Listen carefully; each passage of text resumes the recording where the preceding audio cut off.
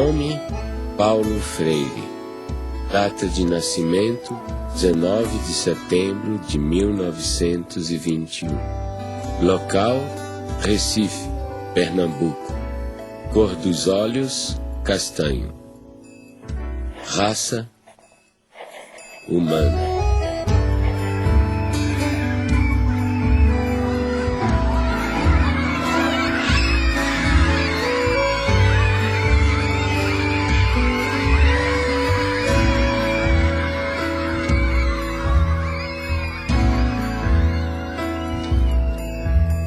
Meu primeiro mundo foi o quintal de casa, com suas mangueiras, cajueiros de fronde, quase ajoelhando-se no chão sombreado. Ali engatinhei, balbuciei, me pus de pé, andei, falei. Eu fazedor de coisas, eu pensante, eu falante. Durante muito tempo, muita gente me pensou em mim ou falou em mim como se eu fosse um especialista em métodos e técnicas de alfabetização de adultos. Não é que eu ache que ser um especialista em alfabetização de adultos é uma coisa inferior. De jeito nenhum, eu acho uma coisa de uma importância enorme. Mas só que a minha preocupação desde o começo era um pouco mais gulosa do que essa. Quer dizer, o que eu buscava já naquela época, nos anos 50, era uma crítica à educação brasileira. Em Angicos, uma pequena cidade no sertão do Rio Grande do Norte, à beira da antiga estrada de ferro, começaram uma revolução. Sua primeira fase durou apenas 40 horas. O alvorecer de autêntica reforma de base que está repercutindo em todo o Brasil e que possivelmente logo envolverá o país inteiro.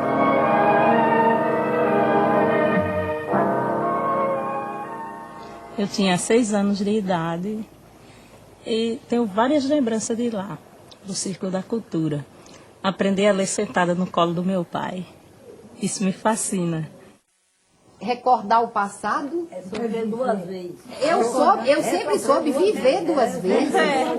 Ai, é sofrer. Não, eu acho que recordar 2 vezes. Viver 2 vezes. Olha, pela maioria, eu sempre soube que era viver. Recordar o passado é viver. Recife. Ninguém mais pode ficar indiferente ao problema do analfabetismo em nosso país. As soluções aí estão. Não se pode recusar 40 horas a um homem que tem sede de saber, ou fome da cabeça, como dizem em Angicos, que precisa estudar, que tem esse direito até agora negado à maioria. Se lembra quando nós chegamos à cidade, a esta cidade aqui, para fazer aquele levantamento?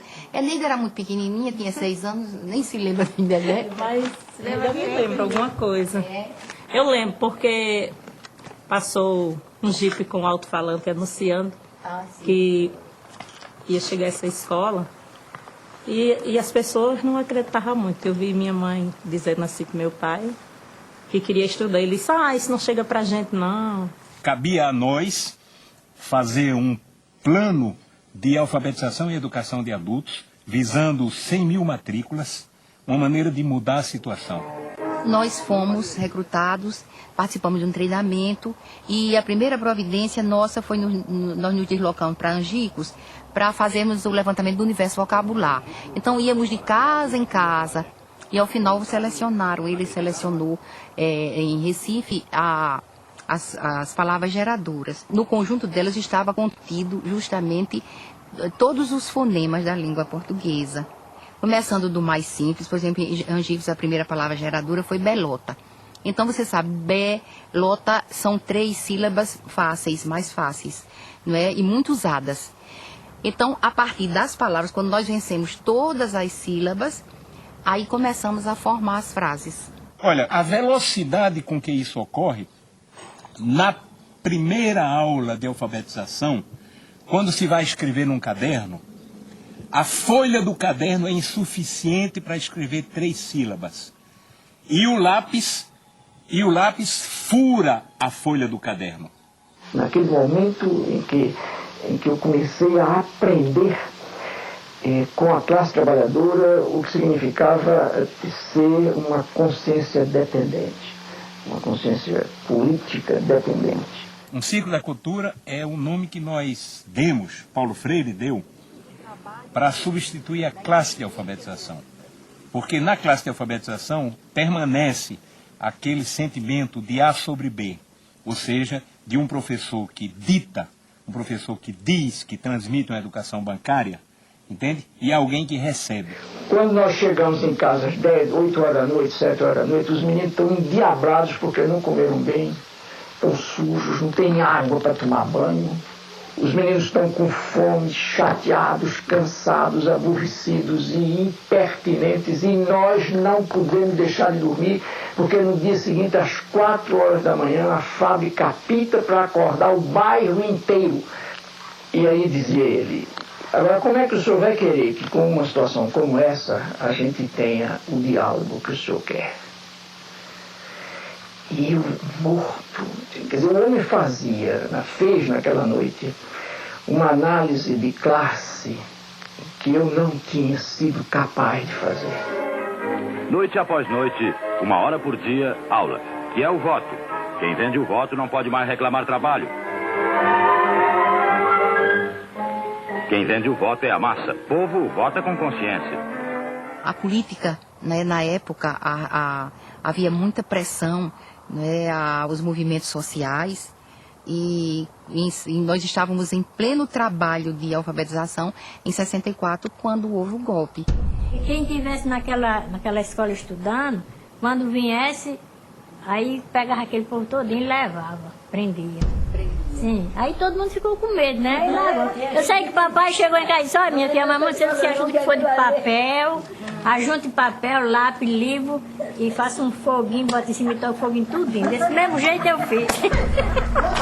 A mesma coisa eu fiz. Eu peguei todo o meu material, que eu tinha os slides, tinha tudo. A pena que eu tenho, se lembra daquele projetor, que era um projetor a gás, que eu ficava até não sei que hora da noite bombando, e a lâmpada Coleman, tive que dar fim a tudo, porque eu enterrei no muro da minha casa. Tenho a convicção de que o Brasil seria outro hoje se essa atividade não tivesse sido interrompida brutalmente, pelas razões que foi, ou seja, para inviabilizar exatamente a emergência desses que o projeto político pretendia e conseguiu que continuassem como excluídos. O objetivo foi esse, não foi outro. Não era nada pessoal contra Paulo Freire, contra mim, contra quem participou dessa atividade. E eu sempre me emociono e fico me lembrando, porque aquilo era feito com o coração. Com amor, né? Com amor. Sei votar, aprendi a escrever meu nome. Tive em outras escolas, mas o que mereceu mesmo, que descolou mesmo, que eu me orgulhei em dizer eu não sou mais analfabeto, foi Paulo Freire. Paulo Freire colocou o oprimido na história. Ele deu visibilidade a alguma coisa que estava lá historicamente sendo invisibilizada pela cultura dominante. Então, pondo no palco da história o oprimido, ele estava fazendo um ato revolucionário. A concepção antropológica de Paulo Freire é muito simples. Primeiro, você é um ser curioso. Então, a curiosidade é uma categoria fundamental, principal. Segundo, você é um ser inacabado, incompleto, inconcluso. Portanto, você precisa do outro. Né?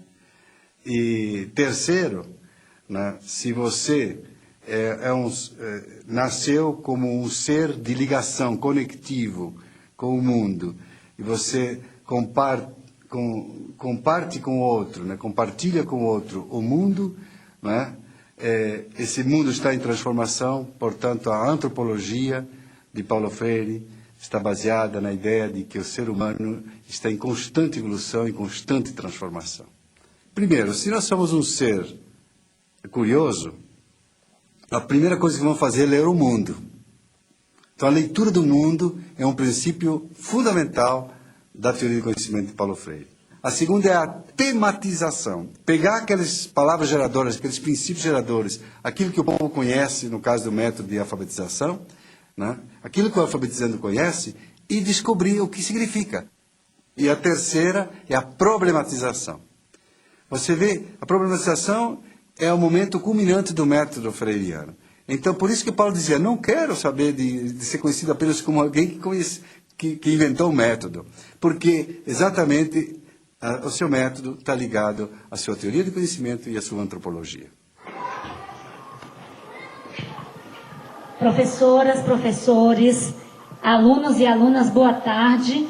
E nós já estamos em nosso horário de começarmos o nosso turno vespertino. Nós teremos as nossas atividades na sala do Lego, na biblioteca, atividades de agricultura, e com certeza será mais uma tarde de uma construção da nossa aprendizagem. Então, assim, ao iniciarmos a escola, fizemos a proposta aos servidores, aos trabalhadores da educação aqui. Vamos estudar Paulo Freire, vamos compreender a sua proposta de educação, essa perspectiva de humanização, de libertação, de conscientização. Então, assim, a escola não existia e depois veio Paulo Freire. Paulo Freire existia antes em nosso coração, como uma proposta de vida. E, assim, a proposta conosco, depois surgiu um espaço concreto para vivermos a prática dessa teoria. A gente tentando, e era difícil mesmo. Como pegar um aluno que vem da roça, passa 2 meses em casa, 1 mês só aqui, e fazer esse menino, né? Aí o jeito foi o quê? Mergulhar nas leituras e aprender com esses teóricos, né? E a base da gente foi Paulo Freire, pelo fato de ser uma coisa mais próxima da gente.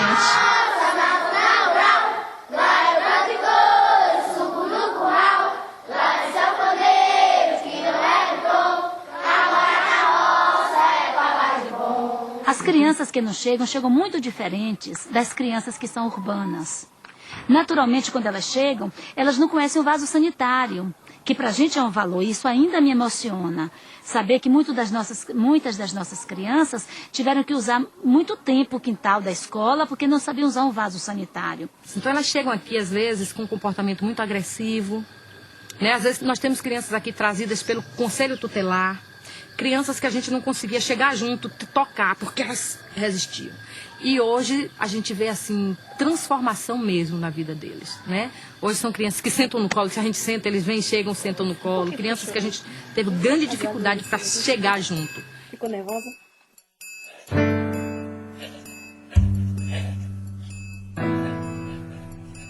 Para mim, o exílio foi profundamente pedagógico.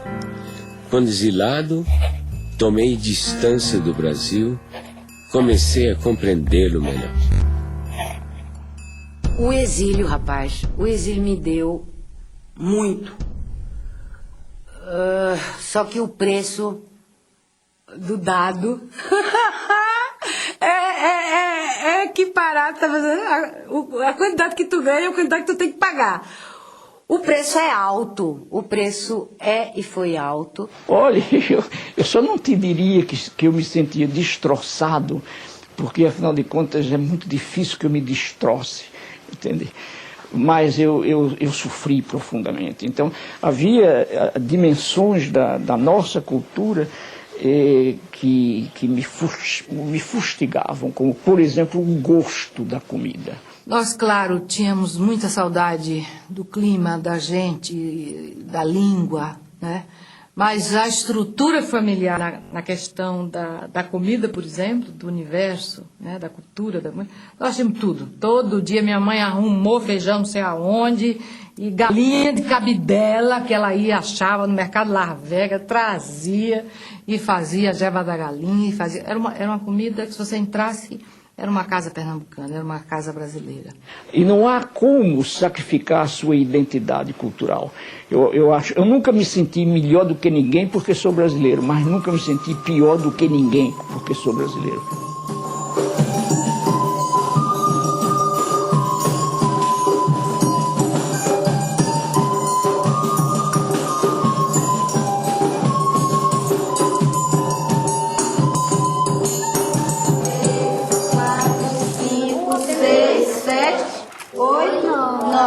A resposta vai ser o quê? Rede resposta. Quantas gudes ele dividiu? 9. sobrou 9 gudes para cada colega. 9 gudes.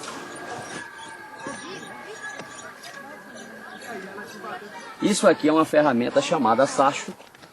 Ele tem uma ponta justamente para poder fazer o quê? Para poder fazer a cova. Então nós vamos fazer a cova e a beterraba já está aqui. Nessa posição ela não pode entortar a raiz porque senão vai deformar. E aqui nós vamos fazer esse procedimento. Tá mesmo. Pronto, tá faltando. Coloque aí no local, um pouquinho mais, ó. A raiz ficou um pouco baixa. Ao retornarem para casa, eles levam daqui da escola algumas sementes. Cenoura, beterraba, das hortaliças que eles já cultivam aqui. Lá eles têm o objetivo de, ao chegarem lá, passarem para os pais o conhecimento que eles acabaram adquirindo aqui ou então que reforçaram já tendo esse tipo de conhecimento. Lá eles fazem o que fizeram aqui. Alguns já assim vendem, eles chegam falando, ó, a gente ganhou dinheiro, porque eu plantei o coentro, plantei alface, plantei isso aqui. E aí eles vendem isso e ganham dinheiro, né? Aí ensinei a meu pai, a fazer assim como o professor ensinou. E ele sempre ensina, traz a semente da planta, ensina como é que os professores lá ensinam para eles plantar. Eu digo, já aqui nós plantamos diferente. Nós chamei a terra toda. Ele, não, mãe, não é assim. O professor lá ensina para nós fazer arleira, estamear a sementinha.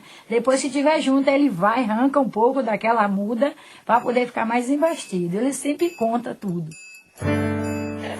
O exercício de tornar-se capaz de ler e escrever exige de quem realmente aprende uma postura de sujeito que cria o seu próprio aprendizado. A comunidade freiriana, para nós, né, é esse conjunto de instituições, pessoas que partilham a identidade do legado de Paulo Freire, né? E o que significa isso?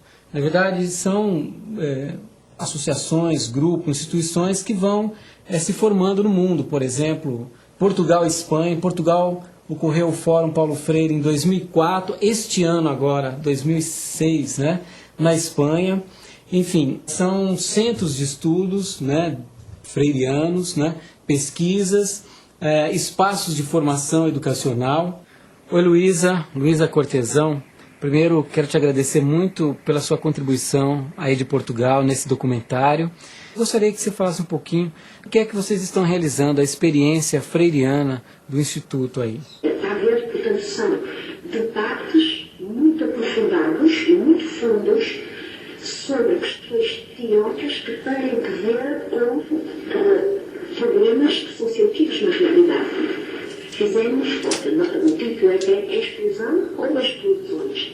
E fizemos, por exemplo, uma análise de problemas de exclusão social, de problemas de exclusão na saúde, de problemas de exclusão na justiça, de problemas de exclusão no trabalho, de problemas de exclusão na educação, e agora se vai terminar com uma análise sociológica da problemática da exclusão.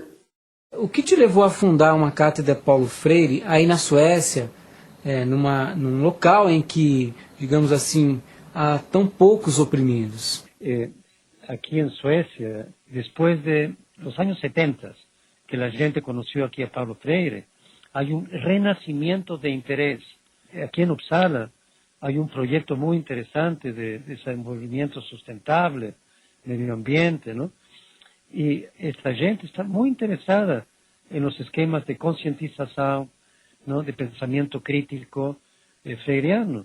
Efectivamente, he trabajado con grupos étnicos oprimidos, incluso grupos indígenas, con camponeses, con operários também, não? São dois traços de personalidade de Paulo. Primeiro, essa generosidade do menino aberto ao mundo sempre, que quer conhecer, essa alegria de conhecer o mundo. Segundo, a conectividade, que já é uma qualidade do adulto, a conectividade e a relação. Eu acho uma definição perfeita para qualquer ser humano decente. Ser um menino é guardar um pouco toda aquela carga de emoção da criança e a conectividade, que já é um projeto das pessoas adultas. Paulo Freire foi um menino da zona rural igual a gente, que aprendeu a ler debaixo da sombra da mangueira, que gostava de ler, gostava de escrever. Foi um homem que queria transformar o mundo. o momento em que o pai estava a trabalhar, né? Na famosa biblioteca, no espaço de trabalho dele, né? Eram momentos assim que as brincadeiras mais ruidosas nossas, né, tinham que ser, né, afastadas, porque o pai, quer dizer, são coisas que ficam assim, né? São mensagens, estás a perceber, que te marcam rotundamente o corpo, né? Ele era uma pessoa frágil à maldade humana. E minha mãe sustentava a reversão disso no sentido: acorda, Paulo! O que você está pensando da vida, Paulo? Que é isso? O mundo é isso mesmo, Paulo? O paizinho nunca foi assim um pai no sentido de um pai físico muito constante. Não foi, isso não tem problema nenhum, digo isso mesmo, porque assim eu o percebia. Mas, no entanto, estás a ver, quando o desgraçado estava presente, mas ele estava presente com inteireza, que, putz, imagina, era amplamente suficiente. Um homem extremamente humano, né? Extremamente bondoso, mas que também sabia ser muito duro quando era necessário com as pessoas, né? Quer dizer, ele tem uma frase dele que diz assim: se alguém quiser me insultar, que me chame de santinho. No campo pedagógico é muito mais atual Paulo Freire, porque a Unesco, por exemplo, colocou os 4 pilares da educação do futuro, não é? Aprender a conviver, aprender a fazer e aprender a ser. São esses 4 pilares. Isso está dentro da teoria do Paulo Freire. Só que Paulo Freire acrescentaria um 5º: aprender por quê. Contra quem, a favor de quem. Ele politizaria muito mais esses 4 princípios, 4 pilares da educação do futuro, evidentemente. Ele sempre coloca a questão do porquê. Vocês sabem o seguinte, que o computador ele é feito de partes. Nosso trabalho aqui parte da realidade desses educandos que vêm da zona rural, né? A gente procura estar trabalhando com tudo que é próprio do cotidiano deles, mas a gente não permanece, né, nessa realidade. A gente começa a trabalhar justamente inserindo a internet, a informática, né, nessa vivência dele aqui, para que ele transforme essa vida. E abrindo possibilidades novas para eles, né? São 600 crianças divididas em 3 grupos. 3 grupos de 200. Enquanto nós temos conosco 200 crianças imersas numa educação formal, nós temos 400 crianças em suas casas, sendo visitadas pela equipe itinerante. Então, lá na roça, a equipe itinerante corrige atividades, dá orientações, trabalha com a questão da agricultura, que já é trabalhada aqui, mas fortalecida em casa, porque as crianças ensinam também aos seus familiares, e a equipe itinerante faz uma avaliação desse trabalho, assim, que a escola orienta para o aluno executar em sua casa. 2 mais 5. 7. 4 mais 1. 5. Então a senhora tem que dedicar, assim, dar um tempo para ela, para que ela possa estudar. Que a gente sabe que ela ajuda a senhora na lavoura, sim, mas ela tem que ter, assim, um tempo disponível todo dia para fazer a atividade dela. Tem pais que dizem assim, que 2 meses em casa, eles ainda dizem assim: professora, não deu tempo para os filhos fazer as atividades. Porque às vezes eles tiram os filhos das atividades que levam para casa para pôr na mão de obra, porque quer ajudar.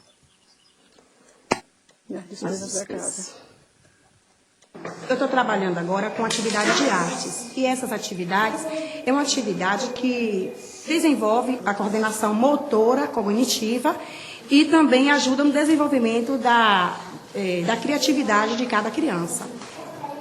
O restante fica em silêncio e vai terminar a tarefa, tá certo? Tá, dá um tantinho de falta. Nadson, pode vir, Nadson. Dia sagrado, o mestre é ordinário, vai, o mestre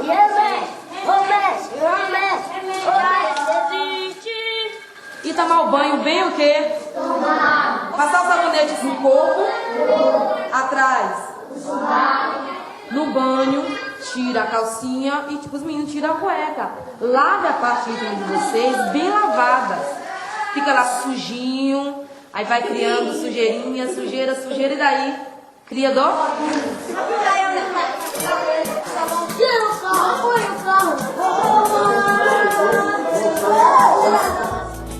Foi aprendendo que percebemos ser possível ensinar. O que nós vamos fazer hoje é uma coisa que alguns alunos nossos já têm experiência da disciplina Política e Problemática da Assistência, que a gente vai promover um círculo de cultura, tá? Nesse círculo de cultura nós vamos tratar hoje da doença infantil como uma patologia social e uma patologia orgânica, tá? Vocês receberam um texto, esse texto vocês já leram. A gente trabalha com uma pedagogia problematizadora, trazendo os casos, que a gente chama de casos da saúde, né? Transformando esses casos em situações existenciais, né? Então começa já a interface com o método, a pedagogia freiriana. E aí a gente chega para ela e diz, o que está acontecendo? Uma pergunta assim geral. E aí ela desaba. Ela tinha passado a noite na rua, porque ela tinha sido agredida em casa, e ela não tinha como voltar para casa, passou a noite na rua. E aquela criança, na realidade, aquele sintoma que ela estava apresentando, que era uma dificuldade, né, respiratória, e que se de repente o profissional não tem um olhar atento, ele vai funcionar a veia, fazer a medicação, e ela vai voltar para casa ou para a rua, que no caso era. Então essa doença, às vezes, quando chega, né, a gente tem que olhar muito mais do que aquela dificuldade da respiração, né? A gente tem esse convívio, esse contato maior, a gente tem uma maior autonomia, né, frente aos pacientes, então a gente pode ter essa troca mesmo.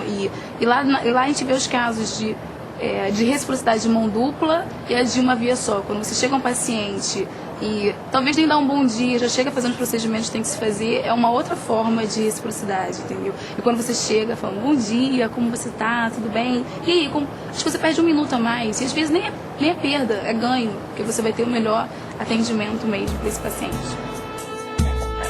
Ensinar não é transferir conhecimento, mas criar as possibilidades para a sua produção ou a sua construção. Quem ensina, aprende ao ensinar, e quem aprende, ensina ao aprender.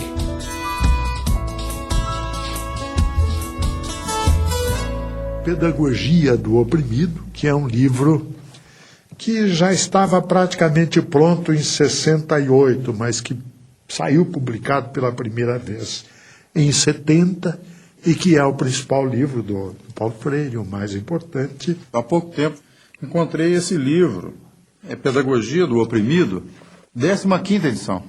E aí, quando abri o livro, me surpreendi com uma série de anotações do próprio Paulo Freire, do punho dele. Ou seja, é bom até avisar os leitores que a edição autorizada para ser lida mesmo é da 16ª em diante da Pedagogia do Oprimido, porque ele corrigiu o livro todo. Mas o que é mais interessante, isto contesta, é uma das provas do rigor do Paulo Freire com relação ao pensamento. Eu considero a obra de Paulo Freire, e ele também a considerava, eu ouvi depoimentos dele nesse sentido, não como a obra do terceiro mundo. Ele disse, eu não quero escrever uma pedagogia exclusiva para o terceiro mundo, né? Eu acho que colocar Paulo Freire no terceiro mundo e sectarizá-lo no terceiro mundo significa não querer ver a opressão na sua totalidade que vem do primeiro mundo.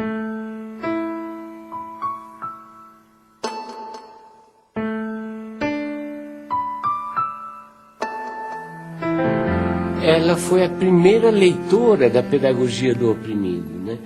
Ou seja, ela tinha uma sensibilidade, por exemplo, muito grande para escolher as palavras geradoras do método de alfabetização. E a Elza era uma grande educadora e que, inclusive, não acreditava que eu fosse outra coisa que não educador mesmo. Quer dizer, eu me lembro de uns sonhos que eu andei tendo na minha mocidade de ser juiz de direito, de fazer uma carreira por aí, e ela me dizia, rindo, apesar de todo o respeito que eu tenho pela magistratura, eu acho que você é mesmo um educador. Porque era um diabo de um amor, rapaz. Tão soberanamente amor. Mas amor no sentido de desprendimento. Amor no sentido de consciência do outro. Olha só que coisa, né? Quer dizer, ela teve um papel indiscutível na minha vida durante um longo período em que nós vivemos sem hiatos, não? Casados durante 42 anos. É um tempão, um negócio fantástico. Quando minha mãe morreu, meu pai morreu também. Morreu e eu escrevi até um poema falando disso. Quando minha mãe morreu, eu perdi meu pai, né? Fiquei órfã de pai e mãe e vou por aí. E ficou um pedaço de pai conhecido e um pai completamente desconhecido, que era aquele meio morto, né? Quando a Elza morreu, é óbvio que um cara que amou desse jeito, quando morreu, a pessoa que ele amou, morreu nele e com ele um bando de coisa. E, inclusive, morreu a vontade de viver.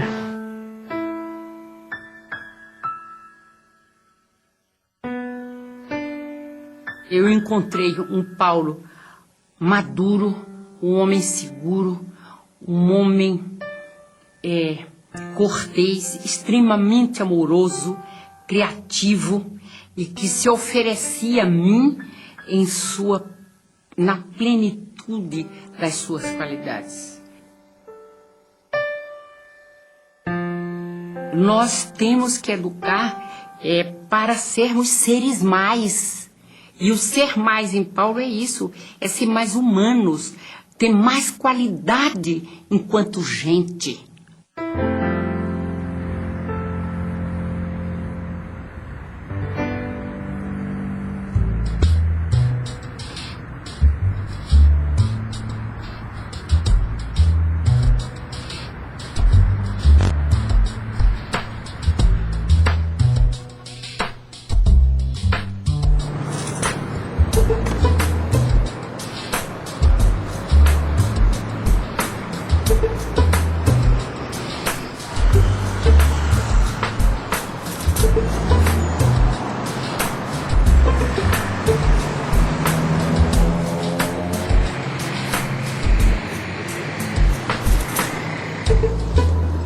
O MOVA é um movimento de alfabetização, né, que surge junto às camadas populares, buscando uma nova maneira e uma nova perspectiva de alfabetização, né, vinculada principalmente a esse pensamento e essa filosofia freiriana. Logo que o Partido dos Trabalhadores ganhou a eleição em São Paulo, e através da prefeita Luísa Erundina, e antes mesmo dela convidá-lo para secretário, eu e o Paulo começamos a conversar sobre o desafio que estava colocado de criar um grande movimento de alfabetização de jovens e adultos na cidade de São Paulo. E logo a primeira ideia fundante era justamente essa ideia de que teria que ser um movimento. Aí por isso se chamou MOVA. Eu acho que uma das tarefas da educadora progressista hoje, com relação aos movimentos populares, é exatamente aprendendo com eles, com os movimentos populares, ensinar também. Quer dizer, não há por que temer, que tem o dever e a tarefa e o direito de ensinar também aos movimentos. De jeito nenhum eu jamais me entregaria aos movimentos como eterno discípulo deles. Mas de jeito nenhum, porque é mentira e é falso. Também não sou o eterno professor dos movimentos, mas eu sou o educador. É uma maneira diferente de aprender, entendeu? É uma maneira que eu não aprendi assim na escola, entendeu? Eu fiz até a 8ª série e muita coisa daqui não foi ensinado na escola. Aqui dentro do estado de São Paulo, trabalhando com esse público de catadores de materiais recicláveis e através da alfabetização, da leitura, da escrita, da matemática, das ciências, está ajudando as pessoas a se envolver um pouco mais nesse contexto e entender um pouco mais esse trabalho que elas fazem. E está instrumentalizando principalmente para que eles possam ser aceitos e inseridos dentro da sociedade que a gente vive. Eu não sabia como lidar com o preconceito das pessoas, entendeu? E aqui nas aulas eu estou aprendendo como lidar com isso, entendeu? O pessoal fala, nossa, mas você cata lixo? Não, eu não cato lixo, eu reciclo, entendeu? Lixo é o que você faz em sua casa.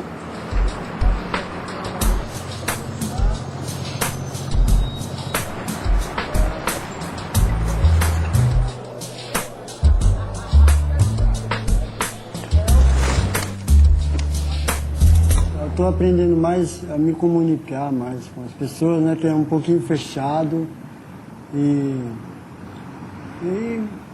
ficar mais extrovertido, né? Por causa da maneira que a gente aprende, né? Não é uma coisa assim que a gente chega na escola e não sabe o que vai fazer. No fim da aula a gente já sai satisfeito porque realizou alguma coisa. Depois que a gente criou essa poesia com esse tema, coletividade, o que teve de importante com isso depois? Muito importante porque a gente é capaz de fazer uma poesia, né? Existe muita criatividade para isso, mas muitas vezes a gente no coletivo consegue conquistar mais ideias, né? Quem quer escrever Tempo Perdido? Minha poesia, estar com você. Sou uma pessoa muito contente e alegre, gosto de estar perto de vocês. Aprendo a ler, aprendo a escrever. Meu nome é Ailton, sou pobre de dinheiro, mas sou rico de saúde.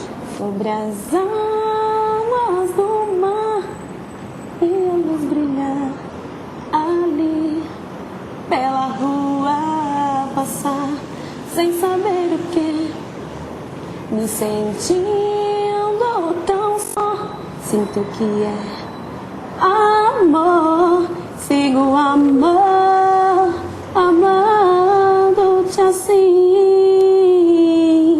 nós dois, amor e nós. Tá bom?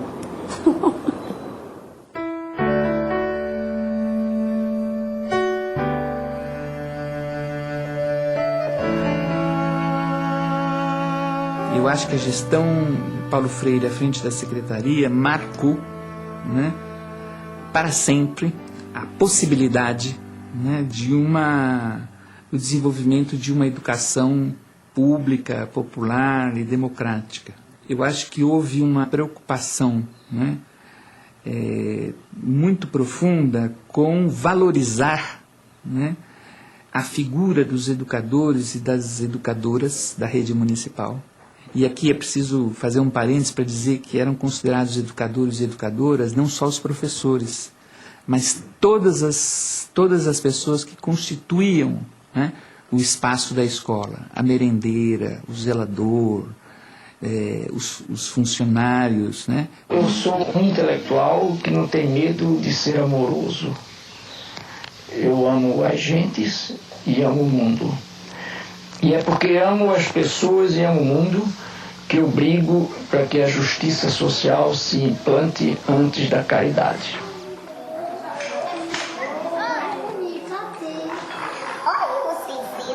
Ninguém começa lendo a palavra, porque antes da palavra, o que a gente tem para ler, à disposição da gente, é o mundo.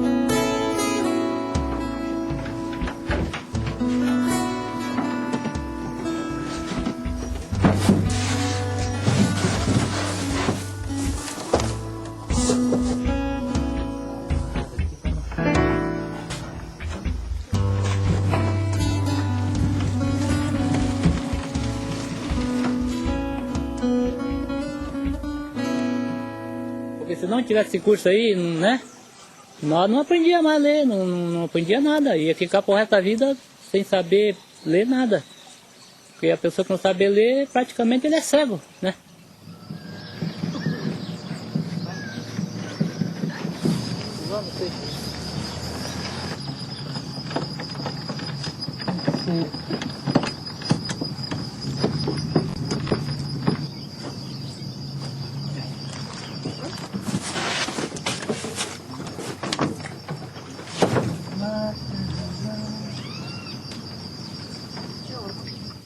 Se já sabendo ler, sabendo escrever, a gente fica mais seguro, né? Tem mais jeito para chegar, conversar, né? Nós gostaríamos de saber se esse projeto que nós estamos trabalhando com vocês, se desenvolveu alguma coisa boa. Por isso que eu escolhi uma palavra para comentar com você, para comentar nesta aula, né? Então, essa palavra é cidadania. Chega em casa, olha, que a professora me deu isso, tem lição para me fazer. Se entende, dá uma força aqui para mim, me explica. Se eu entendo, eu dou uma força para ele, ensino ele. Ensino ele para se desembaraçar mais, né, na lição. Mas eu acho que ele aprendeu bem mesmo. Esses meses que ele está na escolinha. Porque a gente que trabalha de empregada doméstica, assim, né? A pessoa não sabe dos produtos que tem que passar para limpeza, né? E assim, aprendendo a ler já é uma força, né? Boa, né? Sabe o produto que vai usar. Vem aqui, filha. Sabe o produto que vai usar. E deu uma força boa. Ela vai na escolinha comigo também todo dia. E ela tá fazendo o prezinho. Eu aprendo mais com ela, né? Ela aprende comigo. Assim a gente vai indo.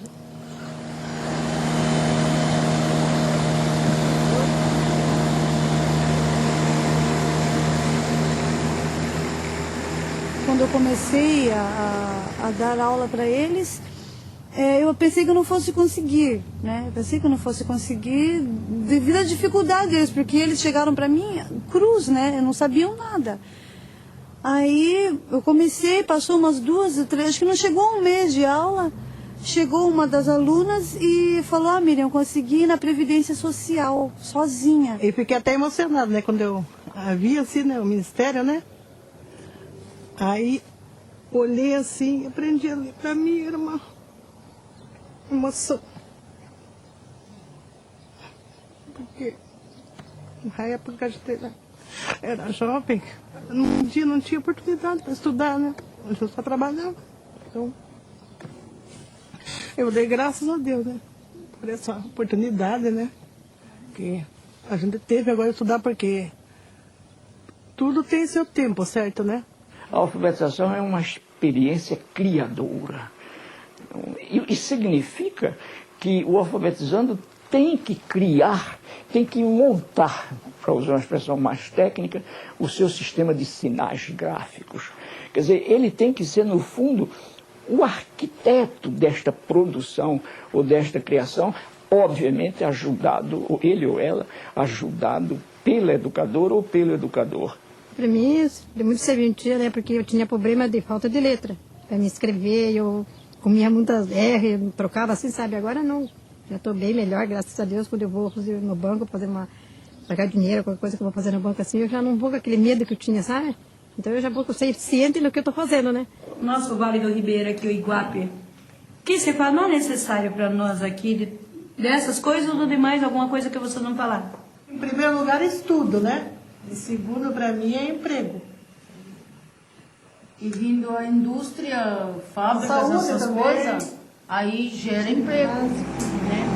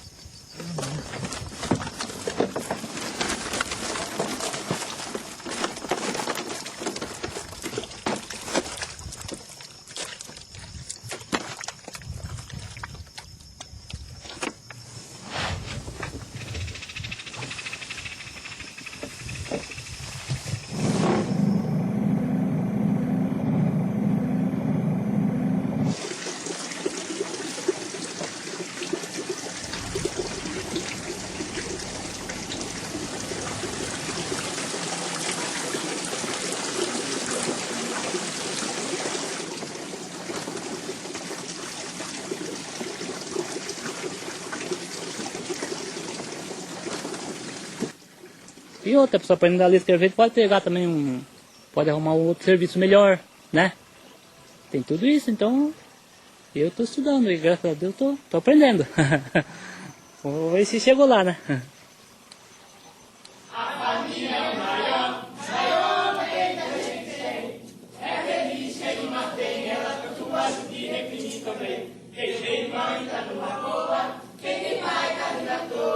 Tem momentos que a gente discute e tem outros que a gente curte. Tem momentos que a gente discute. Quando veio a ditadura, a primeira coisa que fez foi um projeto que, se não me engano, se chamava Mobral, e que tinha como lema o seguinte: é preciso ensinar as pessoas a ler para que elas possam ler as ordens que vêm por escrito. Que era exatamente o contrário do processo dialogal do Paulo Freire, que tem tudo a ver com o teatro do oprimido e com Sócrates, que também usava esse processo do diálogo para que se chegasse a uma descoberta. Agora, para que você atinja o conhecimento, não basta ter a informação. É necessário juntar a informação que você recebe com aquelas que você já tinha e daí poder concluir com uma decisão ética, com uma ação ética, não é? São esses os momentos do conhecimento real. E o ensinar, se a gente não recebe daquele a quem ensina nada, nós vamos estar pondo na cabeça dele algumas informações que podem ser verdadeiras, mas que não vão servir para nada, e na nossa cabeça nós vamos apenas estar despejando alguma coisa que temos sem nada receber em troca.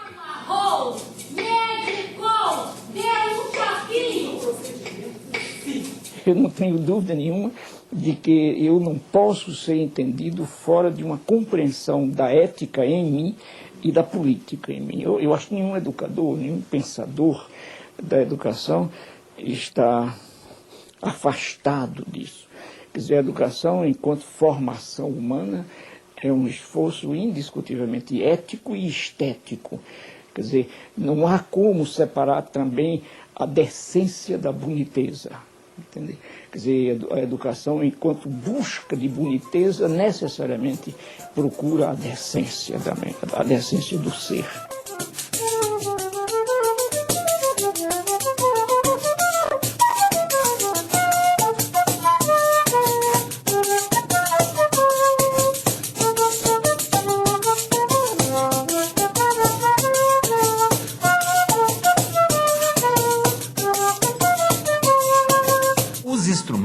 Eles são um meio de transporte para a música que está dentro de cada um de nós, né? E a gente tem que desenvolver, é importantíssimo que o aluno primeiro, ele desenvolva essa noção dos sons mais agudos, dos sons mais graves, da percepção dos sons, antes de entender a música no papel.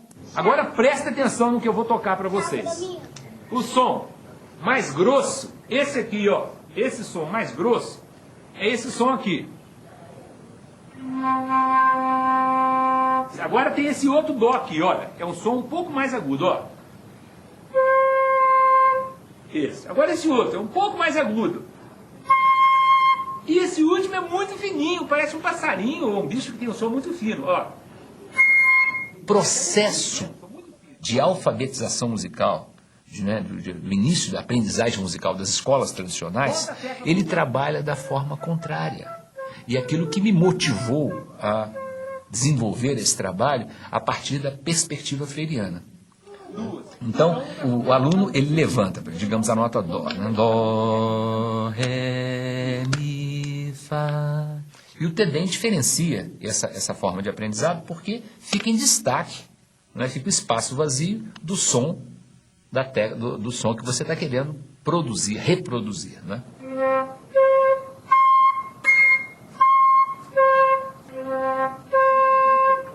Qual foi? Isso, muito bem, os dois acertaram. A ecopedagogia é um capítulo da pedagogia do oprimido. Por quê? Se a gente considera a Terra como um ser vivo e em evolução, hoje essa Terra é um grande oprimido.